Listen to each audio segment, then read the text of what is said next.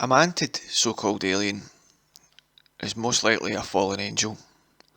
They are often reported as being in command or overseeing of human abductions.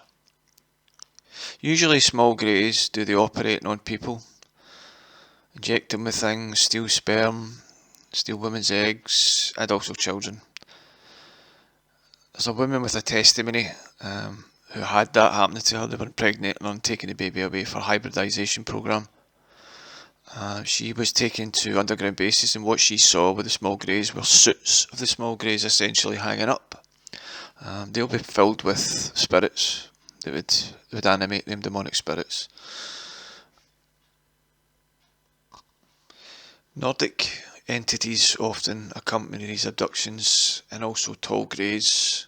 The tall greys seem subordinate to the Mantid. The Mantid are thought to be subordinate to the reptilian. What follows is Dr. John Blitch, a former Delta Force commander and DARPA scientist, with his encounter with one of these Mantid. Now, what you need to see is the spiritual aspect of this Mantid entering his house. Its interest in his soul. I mean, who is interested in your soul? And the horrific images that it projects into his head when it's disdain, and it's just, these are demonic entities. I actually get the opportunity to meet your abductors. How do you do? How do you do? A tall, 7-ish foot, praying mantis looking being, was upset with me and was chastising me. This is during one of your abduction days.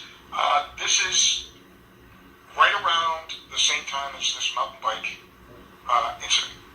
It was the environment that I thought it was in my bedroom on the third floor of a split level house, and it came through sliding screen door. There was a deck out there, 3 stories up, no stairs down, and just walked right through the door, standing over me.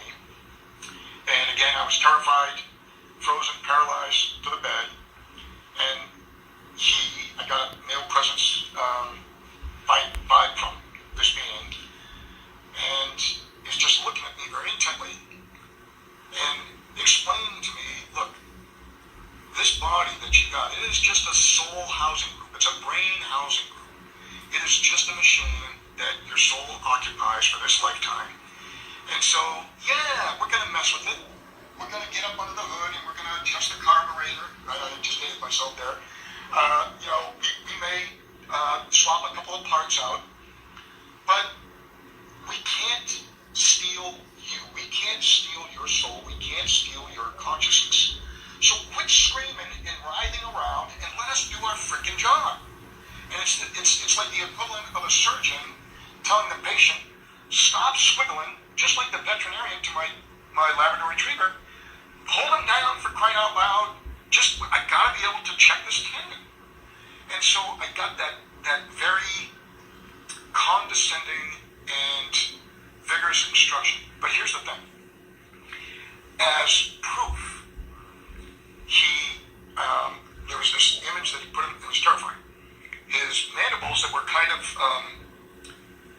behind like a casing or a shell opened up, and he starts grabbing chunks of my cheek and he's ripping it, and there's blood spattering on the wall, and I'm feeling the tug, and I'm feeling this flesh, and the whole time he's conveying to me, see, we can't get your soul. We can do a lot of damage to your body if we want to. We don't. We're trying to help you.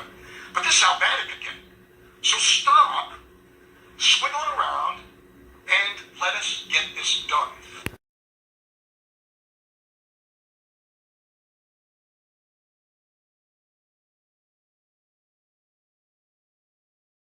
Jesus saith unto him, I am the way, the truth, and the life. No man cometh unto the Father, but by me. Thou shalt confess with thy mouth the Lord Jesus, and shalt believe in thine heart that God hath raised him from the dead, thou shalt be saved. For with the heart believeth unto righteousness, and with the mouth confession is made unto salvation.